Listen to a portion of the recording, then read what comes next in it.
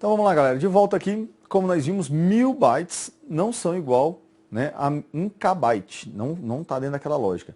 E aqui eu vou mostrar para vocês agora, ó, que o B minúsculo é igual ao bit, como eu já havia falado, só está, né, representado aí na tela, e o B maiúsculo igual ao byte, tá ok? Bom, então aqui está toda a lógica que eu falei para vocês. Lá em cima, ó, o K no mundo real, digamos assim, é igual a 10 à terceira. 10 a terceira igual a 1000. Já no mundo da informática, nossa base é o 2. E para eu chegar à primeira milhar de alguma coisa, eu tenho que levar o 2 à décima potência. Não confunda esse 10 com a base decimal, tem nada a ver, tá? Então lá em cima eu tenho que K igual a 1000, então passei um risco ali, passei uma régua, e aqui embaixo, para chegar à primeira milhar, eu tenho que levar a décima, que é igual a 1024.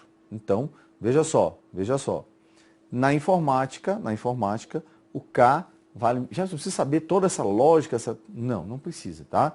Não é uma coisa que você tem que decorar, é só para explicar o porquê, né? Para não falar e deixar dito pelo não dito, tá ok? Mas agora você vai saber que um K na informática, um kbyte, por exemplo, ele não tem 1000 bytes, e sim 1024. É isso que eu quero que você saiba. Então, corta para cá. Vamos falar dos múltiplos do byte. Então, um byte, eu multiplico um byte sempre por 1024. O primeiro múltiplo é o kbyte, então, ou seja, 1 kilobyte. Depois, o próximo múltiplo é o megabyte. Depois, o próximo é o gigabyte. Depois, o terabyte. Olha só, pode manter no slide aí, vejamos essa lógica aqui, ó. Que 1 byte vezes 1024 é igual a 1 kilobyte. E aí você vai lembrar que eu vou passar uma dica para você, olha só. Você vai lembrar que sempre o sucessor tem do antecessor 1024. Não tem como errar. Aí você vai lembrar, lógico, da ordem. Você vai começar lá no kbyte, vem o byte lá embaixo, né? Kbyte, megabyte, gigabyte, terabyte. Então, para concurso, nós vamos parar aqui, essa tabela continua, mas para concurso nós encerramos aqui, tá certo? Então, vai lá. 1 byte vezes 1024 é igual a 1 kilobyte, que tem exatamente do antecessor 1024 bytes. 1 kilobyte vezes 1024, nós temos aí o megabyte, que tem do antecessor, que é o kilobyte, 1024 kilobytes. Vezes 1024, nós temos aí o gigabyte, onde nós temos 1 gigabyte, tem exatamente 1024 megabytes. Vezes 1024, 1 gigabyte vezes 1024, nós temos aí 1 terabyte, que é igual a 1024 gigabytes. Então, gente, essa regra, essa equivalência, ela é importante. Essa tabelinha, você dá um pause no seu vídeo, anote essa tabela. Agora nós veremos algumas questões que vão envolver cálculos, e você vai parar e vai observar. Jefferson, você não está usando 24. Bom, eu vou passar para vocês, né, como é que eu sei se eu vou precisar usar o 24 ou não. Porque se eu não estou usando 24, porque eu estou usando o quê, gente? Um valor aproximado. E convenhamos, vai facilitar muito o meu cálculo, né? Se eu tenho 1 kbyte, tenho 1024 bytes. Mas se eu tenho 1 kbyte, aproximadamente 1000 bytes, sacou? Facilita a minha vida? Por exemplo, se eu tenho 2 kbytes, seriam 2048 bytes. Mas aproximadamente 2000 bytes. Dependendo do cálculo, né, das opções que eu tenho, isso não vai interferir em nada. Então vem comigo, olha lá. João deseja armazenar em seu HD local 3 arquivos de som de 3.510 kbytes e 2 arquivos de vídeo de 512 megabytes.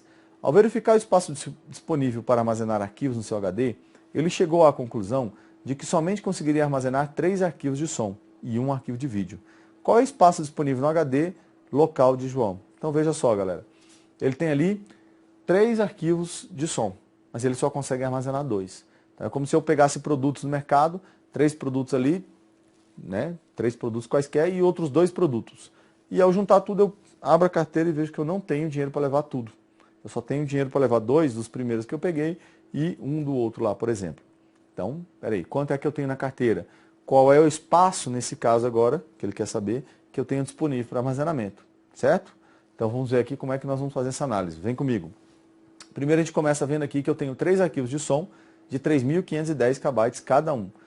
E um vídeo, cada, né? E um vídeo de 512. Então, eu tenho arquivos de som, tenho 3 de som de 3.510, total ali de 10.530.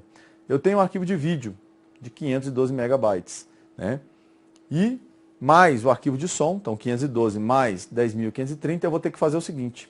Aqui eu vou ter que pegar o que está em kbyte e transformar para megabyte. Qual vai ser a regra? Olha só que eu já estou usando aqui o valor aproximado. Por que, Jefferson, que você está usando o valor aproximado? Porque eu vi que nas opções, depois você vai prestar atenção, que as opções, os valores das respostas estão bem distantes um do outro. Se eu tivesse uma resposta, por exemplo, 600 megabytes, uma opção, a outra for 615 megabytes, a outra 625 megabytes, aí não teria como. Eu teria que usar o quê? O 24, porque eu vou saber que minha resposta, a falta do 24 ali vezes 2, 48, vezes 3, 72, vai fazer diferença nessa, né, na hora de marcar a opção. Entendeu? Então, volta para cá. 1 mega tem aproximadamente 1000 kbytes. Aí qual é a lógica? 10.530 kbytes equivale a x. Aí você vai fazer uma regra de 3 diretamente proporcional, onde o x, né, você vai fazer ali, vai cortar, cortou, o x vai ser igual a 10,53 megabytes. Então, galera, o que você vai perceber ali? O que você vai perceber ali? Ó? Que o 1000 vai passar multiplicando para o x. Passa multiplicando, ele vai para o outro lado o quê? Dividindo, né? Está multiplicando, passa dividindo. Por isso que deu 10,53. Você vai cortar, né, as casas decimais ali, vai andar com a vírgula, 10,53 megabytes. Volta para o slide. Aí nós temos ali então o retorno 512 mega mais 10,53 megabytes. Então nós vamos ter um total aí de 522,53 megabytes. E é isso que ele conseguiu armazenar, né? Olha só, ele só conseguiria armazenar 3 arquivos de som e 1 arquivo de vídeo. Então, 3 de som e 1 de vídeo. Foi o total que nós conseguimos aí, 522,53. Aí vejamos as opções. Gente, o que ele consegue armazenar é 522 megabytes. Tem como ele ter 11 gigabytes de espaço, que seria a opção A? Não, porque 11 gigabytes equivalem aproximadamente ao quê? 11.000 megabytes. Então tá fora. Agora ele tem 800 megabytes? Tem, porque ele consegue armazenar 522. Então cabe. Sobra muito espaço para armazenar outro de vídeo? Não. Então é a opção correta, a letra B. Mas aí nós vamos analisar ainda as outras opções. Olha só, a letra C. 1.500 megabytes. Se eu tivesse 1.500 megabytes, eu conseguiria armazenar os 2 arquivos de som. Ele não consegue. Se eu tivesse 11.300 kbytes, isso equivale, galera, né? Seria equivalente a quantos megabytes? Aproximadamente 11 megabytes. Bom, 11 megabytes eu não conseguiria armazenar nenhum arquivo de som, nem de vídeo, desculpe, nenhum arquivo de vídeo. Então, nossa opção correta, letra B de bola. Ok? Então, vamos lá. Outra questãozinha, pode manter aí. Olha agora. Um arquivo cujo tamanho é de 7.900 kbytes. Não cabe. Então, gente, isso aqui é importante que eu observe na prova. Não cabe em um diretório que possui 0,5 GB de espaço livre. Não cabe, ele está falando que não cabe. Vamos ver então, deixa eu voltar aqui, desculpa. Vamos ver aqui a lógica disso aqui. O que eu tenho aqui, galera? Eu tenho 0,5 GB de espaço livre, certo? 0,5. É o tamanho do meu diretório. E o meu arquivo tem 7.900. Aí você vai usar a mesma lógica aqui. Só que agora, olha só, corta para cá. Isso é um cálculo que você vai fazer ali. Só que agora você vai fazer o seguinte. Eu tenho 7.900 kbytes, ó, tá lá embaixo na minha tabela. Eu tenho 0,5 GB, tá lá em cima.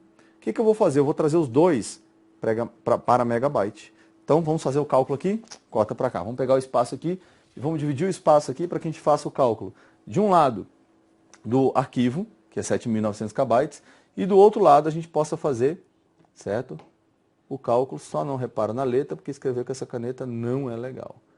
7.900 kbytes. Equivale, né? Então 7.900 kbytes vai equivaler a x megabytes. E aí eu tenho o quê? 1 mega, que vai estar aqui, 1 megabyte, vai equivaler a 1.000 kbytes, aproximadamente, tá, galera? Aproximadamente. Então aqui você vai fazer, como é que vai ficar o x aqui, né? Vou cortar aqui, ó, vou cortar. E aí nós teremos que 7.900 vai ser dividido por 1.000. Então você já sabe aí que vai dar 7,9 megabytes.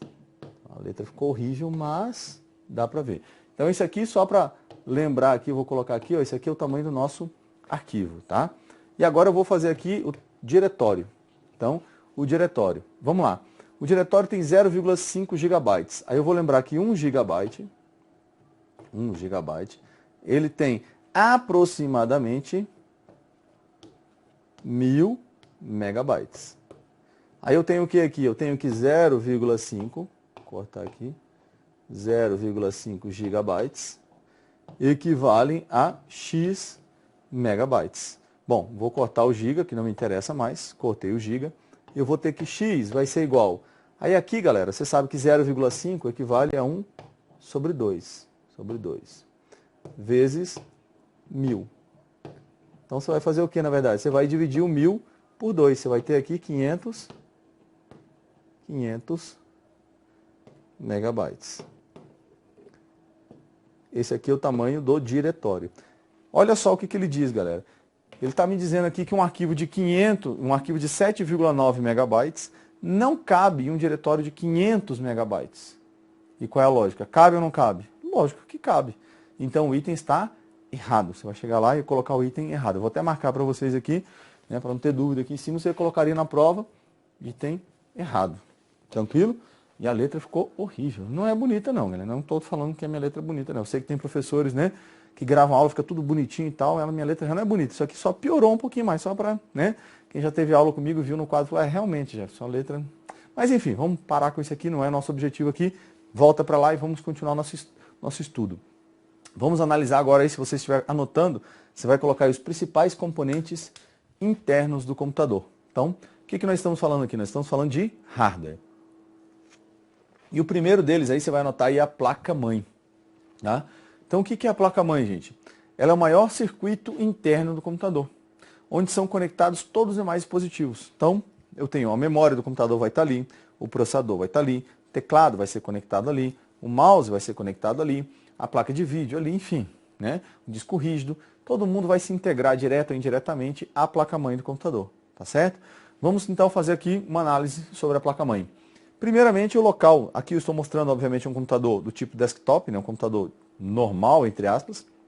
Então a placa-mãe está lá ao fundo, você vê o tamanho, né? Proporção em relação aos demais componentes, como eu disse.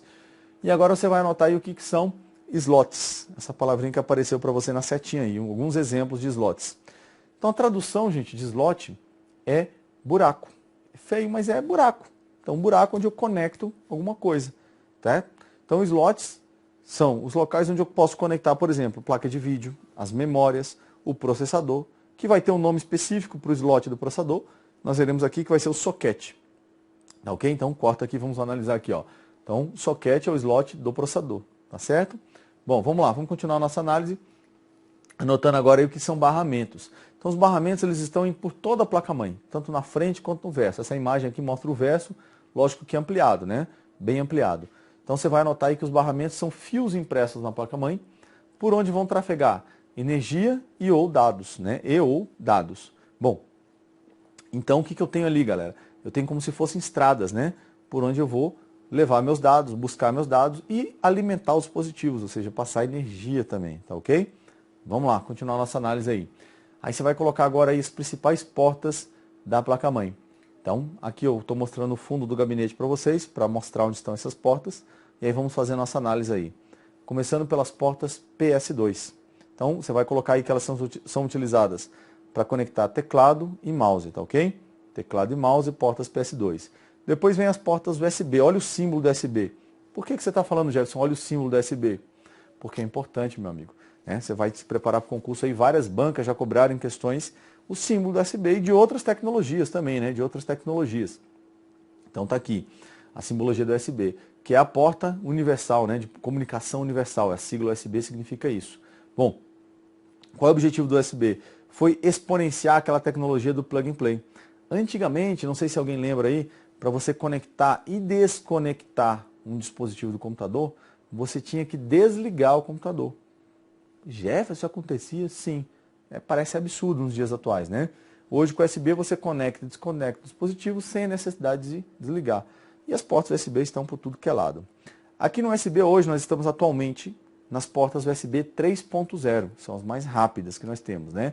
Basicamente, olha o que eu estou falando, basicamente em relação aos 2.0, o que nós tivemos aqui foi um acréscimo muito grande em relação à velocidade na transmissão dos dados. Elas são compatíveis, Jefferson? São. Então, se eu tenho um USB, um pendrive, por exemplo, USB 2.0, e eu quero conectá-lo numa porta 3, vai funcionar? Vai. Mas aí você tem que saber que sempre a velocidade vai ser de quem é mais lento. Então, se o dispositivo é 2 e a porta é 3, a velocidade vai ser 2.0. E o contrário, se a porta é 2, mas o dispositivo é 3, vai ser a velocidade da porta, sempre que é mais lento, tá ok? Vamos lá. Em cima aí você tem agora as portas FireWire. Então essa porta aí, galera, o que nós teremos aí? Elas têm um funcionamento semelhante às portas USB, tá? Semelhante às portas USB, ou seja, são plug and play também, pode conectar e desconectar o dispositivo, mas não emplacaram comercialmente devido ao custo. Existem ainda, né? Os dispositivos têm, mas você percebe uma proporção.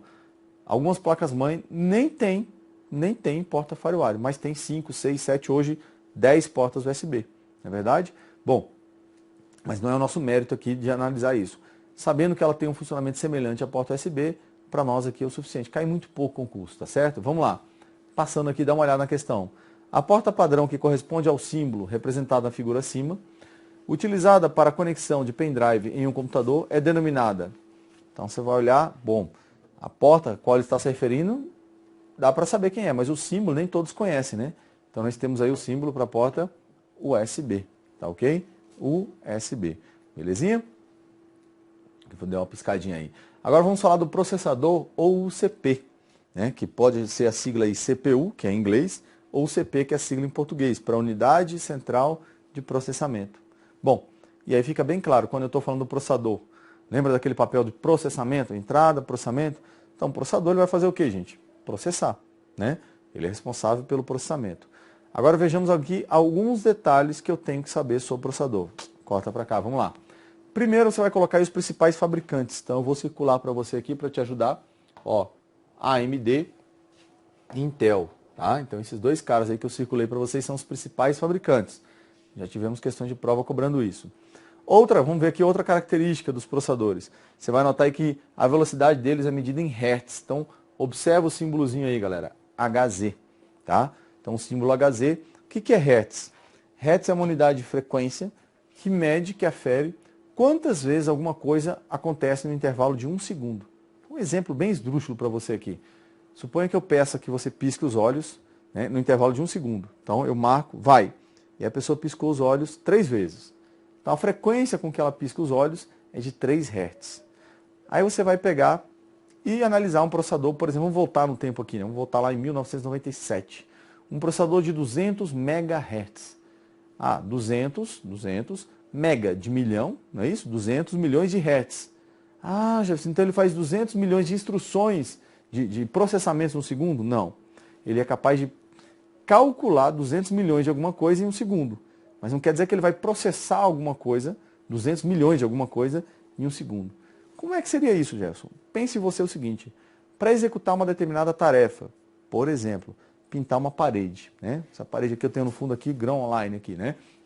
Eu tenho que pintar aqui a parede aqui onde está o nosso símbolo, nossa logo aqui, né, do grão online. Galera, para pintar essa parede aqui nós temos um adesivo. Imagina que eu vou pintar isso aqui. Pintar. Eu vou realizar isso com poucas instruções e as minhas instruções aqui seriam realmente pegar o pincel, passar na parede, pegar a tinta, pincel, né, o rolo, né? Você não entende nada de pintura, já. Não, tudo bem. Aí eu vou lá pintando, né? Várias instruções. Agora suponha que eu tenho que pintar uma área bem pequenininha. Então, o que eu vou ter ali? Poucas instruções, né? Imagina que eu vou pintar com spray, uma área pequenininha. Poucas instruções e a tarefa vai ser concluída o quê? Rapidamente. Então, daí dá para você concluir o seguinte, que determinadas coisas que eu vou fazer no computador, por exemplo, montar uma imagem na tela, uma imagem muito complexa, vai exigir o quê? Muitas instruções. Ou seja, esse processador lá de 97, ele não daria conta, né, de fazer isso satisfatoriamente, talvez nem daria conta. Se for uma imagem muito complexa, né, com muitos detalhes, rica demais, nem daria conta. Bom, e os processadores foram evoluindo, megahertz, aí vieram os processadores 200, 300, 400, 500, 800, 1000. Por que eu parei no 1000? Porque 1000 megahertz é igual a 1 gigahertz. Então hoje você vai observar a velocidade dos processadores em giga, ou seja, 2 bilhões de instruções em 1 segundo. Melhorou, né? Ou 3 bilhões, né, que seja aí 3 GHz. Mas você vai perceber que você não vê processadores com esses números muito altos, né? Não são processadores assim altíssimos. Bom, e aí entra uma questão matemática por trás. O que eles fizeram com os processadores hoje? acrescentaram num único espaço físico ali do processador, como se fosse lá o local onde vai o motor do carro, né, fazendo analogia, se eu tivesse, como se eu colocasse ali ao invés de um único motor, 2 motores. Aquela ideia de pintar, eu tenho um único processador pintando, eu coloco mais um processador pintando. Então são 2, a tarefa está sendo dividida. O que eu tenho lá? O acréscimo de núcleos. Então, você vai ver ali, ó, pode cortar no slide a ideia de vários núcleos, né? Então eu tenho processadores com 2, 4, 6, 8 núcleos, que é uma realidade hoje, né? São uma realidade. Agora nós vamos falar aqui de um elemento, galera, pode deixar aí no slide, nós vamos falar de um elemento aí que é a memória cache. Então um processador, ele pode ter memória cache ou não. E vejamos como é que se comporta um processador que não tenha memória cache. Então a primeira coisa que você vai ver aí, né? Pode vir aqui comigo, olha só. Primeira coisa que você vai ter que entender, abstrair aí nessa história, é o seguinte. Imagina aquele exemplo que eu dei lá no começo da videoaula, onde eu pedi que você fizesse um cálculo, né? Um cálculo mental, obviamente. E aí você começou lá recebendo os dados, armazenando os dados. Você está guardando a memória. Você não pode ir processando aquilo, porque, lembra daquele exemplo que eu dei? 2 mais 3 vezes 5. Então, se você somou 2 mais 3, você tem 5. Vezes 5, 25. Só que o resultado está errado. Por quê? 2 mais 3 vezes 5, 3 vezes 5, 15, mais 2, 17. Essa é a forma correta, porque primeiro eu tenho que multiplicar, depois dividir. Mas só um exemplo aqui. O exemplo é que os dados que estão na memória, né, eles têm que ficar na memória até que eu dê Enter, ou seja, que eu falo, vai, processe. Então vamos acompanhar aqui como seria mais ou menos isso. Eu vou digitar ali, ó, 1 mais 2. Então, eu poderia levar esses dados diretamente para o processador e já processá-los? Não posso. Não posso porque eu tenho que esperar o Enter. Agora eu vou levá-los. No meu exemplo, gente, eu estou levando um a um. Mas hoje eu tenho memórias, né, RAM, e eu já vou aproveitar aqui, já vou adiantar para vocês, que são memórias RAM, não é o caso aqui nesse exemplo, né, mas seriam memórias RAM desse tipo aqui, ó, DDR, tá? Esse último é um R, tá? Essas memórias RAM do tipo DDR, elas seriam capazes de levar 2 dados a cada clock, né? A cada ciclo. Então, olha aqui, eu vou tentar explicar essa ideia de clock. Clock, né? Relógio, vocês sabem. Olha só. Imaginem vocês aqueles barcos com remo, onde tem vários remadores, né? São vários remadores ali. Imagine que cada um queira remar a seu tempo. Então, um rema, o outro rema, o barco vai andar todo desgovernado, nem vai para um sentido certo e nem vai tão rápido. Aí nós temos uma pessoa lá na frente, que eu não sei o nome daquele cara, mas tem um cara lá que dita o quê? O ritmo. Então aquele cara fala, vai, aí todo mundo rema no comando dele. Nós temos entre os dispositivos velocidades diferentes. Há um desempenho diferente do processador para a memória, por exemplo. O processador é muito mais rápido, normalmente, do que a memória. O caminho que leva os dados, são os barramentos, também vai ter um déficit de velocidade em relação à velocidade interna do processador, que a gente vai perceber que o processador geralmente é o mais rápido dentro do computador. E se ele quisesse trabalhar no seu ritmo, como um remador ali, vamos supor que seja muito mais forte do que os outros, ele vai querer remar no seu ritmo, né, para ditar o ritmo da galera. Não vai dar certo. Tem que ser todo mundo, né, compassado ali. Então, por isso, esse clock do sistema, ele vai determinar, o processador já fez seu trabalho, está pronto para fazer outra coisa, está ali agitado, louco para fazer outra coisa, mas ele tem que esperar o sistema. Quando o sistema todo está pronto, a memória está pronta para receber os dados, todo mundo está pronto, aí vem o vai. Aí ele envia os dados. Ele vai trabalhar num ritmo, todo mundo num ritmo único, na hora, né, que tem que ser feito isso. Bom, então aqui, dá uma olhada aqui no slide. Eu vou mandar os dados. Aqui eu estou mandando um por um, como eu já falei, já expliquei. E aí, quando os dados chegam, eu já tenho um processamento que é muito rápido. Nesse caso, são poucas instruções. O processamento, o resultado vai ser muito rápido. Mas agora você vai perceber um detalhe. O que você vai perceber? Que eu vou acrescentar dentro do processador um pouco de memória. Pouco, é pequena a quantidade de memória. Dá uma olhada aqui, galera, olha só. Eu vou colocar aqui dentro, então você percebeu que apareceu na imagem ali, a memória cache. Como eu disse, ela está dentro do processador. Que vantagem que eu tenho? Eu costumo comparar a memória cache, gente, como se fosse um funcionário eficiente. Por quê? O funcionário eficiente, ele fica esperando, né, que, por exemplo, seu patrão ele mande ele fazer aquilo que ele sabe que tem que ser feito? Não. Ele vai se antecipar. Então acompanha no slide aí. O que acontece? Quando eu digito alguma coisa, aquilo já vai ficar armazenado na memória cache. Eu digito, vai para a memória cache. Digito, vai para a memória cache. Percebam, o que eu ganhei aí?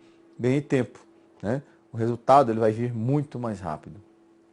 Agora, algumas considerações sobre a memória cache, que, se possível, como eu já falei lá, gostaria que você anotasse. Então você vai colocar que a memória cache, tá? Ela antecipa os dados que vão ser processados da memória RAM. Essa é a função. Ou seja, ela tem como papel dela minimizar a diferença de desempenho do processador para os demais componentes. Outra informação sobre a memória cache é que ela é volátil. O que é isso? Né? Ser volátil. Ela só mantém os dados armazenados enquanto tem energia. Tirou energia, não tem dados. Vamos fazer um paralelo. Vamos pegar como exemplo um pendrive. O pendrive ele não tem bateria internamente. Não há bateria nele internamente. Eu pego e conecto o pendrive no computador. Pelo barramento USB, pela porta USB, ele passa a receber o quê? Dados, ele pode receber dados e começa a receber energia. Bom, aí eu vou e armazeno alguma coisa nesse pendrive. Faço ali o armazenamento, retiro ele, faço a remoção corretamente, retiro o pendrive do computador onde não há mais energia. Então todos nós sabemos que ele não vai perder aqueles dados. Vejam, não tem energia, não perde os dados. Então o pendrive é o que, gente? Não volátil. Não volátil. Perder os dados quando há ausência de energia é volátil. Então memória cache, eu estou trabalhando e tem informações na cache, desligo o computador, aquelas informações são perdidas, porque ela é volátil. Aí você vai colocar aquela memória de pouca capacidade, né, baixa capacidade, mas muito rápida. Então ela tem média, só para você ter como referência, aí, de 1 a 12 megabytes, mais ou menos, tá? Só um valor de referência. Pequena, mas como eu falei, extremamente rápida, tá ok? Então são os principais pontos aí para que a gente possa resolver possíveis questões sobre memória cache. Você não vai errar, cara. Você vai ver as questões aí, só marcando, acertando e Grão Online te ajudando. Então vem comigo, dá uma olhada aqui, já temos uma questão, uma imagem, não está 100%, mas dá para perceber o que é isso, né? Na figura acima, identifica-se o componente de um hardware, normalmente encontrado em computadores modernos, denominado, então nós temos aí o que, galera? Não tem dúvida, né? Disco rígido, aquilo ali? Não. Pendrive? Também não. No break? Não. Gravador DVD? Não. Então aí nós temos uma placa-mãe, beleza? É responsável pela realização de cálculos matemáticos em um computador. O componente de hardware denominado, então, não tem nem dúvida, né? Quem vai processar as coisas é o processador. A memória cache, vamos ver então aí, é usada para maximizar a disparidade. Então, maximizar quer dizer aumentar a disparidade? Não. É uma memória volátil, de alta velocidade, porém com pequena capacidade de armazenamento. Pronto. Né? Já marcou aqui a opção correta. Vamos ver a C. Armazena a maioria do conteúdo da memória principal? Não, porque ela é pequena, né? E é volátil. D. É uma memória volátil, de baixa velocidade? Não. Ela é volátil, mas aqui quando ele fala baixa velocidade, mentira. Porém com grande capacidade de armazenamento? Mentira. Letra E. É usada para eliminar a disparidade? Opa, olha só, galera. Cuidado na prova com isso aqui, ó. Eliminar a disparidade? Não. Minimizar. Minimizar. Tá? Então, nossa resposta aí, letra B de bola. Tranquilo? Vamos lá. Agora nós vamos falar da memória RAM, né, que é a memória de acesso aleatório. Seria a tradução do termo RAM. Quem é a memória RAM? Então, corta para cá e você vai anotar isso aí que é importante. A memória RAM é a memória principal do computador. Tá certo? Memória RAM é a memória principal do computador. Gente, mais informações. Ela é volátil, tá? A memória é volátil. Então, quando eu tiro energia, tudo que está lá vai embora. Perde tudo. E nós temos duas grandezas para a memória RAM. Uma é a velocidade, que é medida em hertz também. E a outra é a capacidade, que aí é medida em bytes, né? Aí eu tenho aí, vamos colocar valores hoje aí de mercado, digamos assim. Valores atuais, 4, 8 GB, né? 16, 32 GB, computadores pessoais mais ou menos essa média. Não quer dizer que seja o máximo, eu posso ter mais memória que isso. E nem tampouco o mínimo, eu posso ter menos. Bom, essas informações são extremamente importantes, tá? Extremamente importantes. Então, fixe, atente-se a isso aí. Então, nós fechamos aqui esse bloco, galera. Voltaremos já já com mais informações para vocês nessa aula aí. Valeu!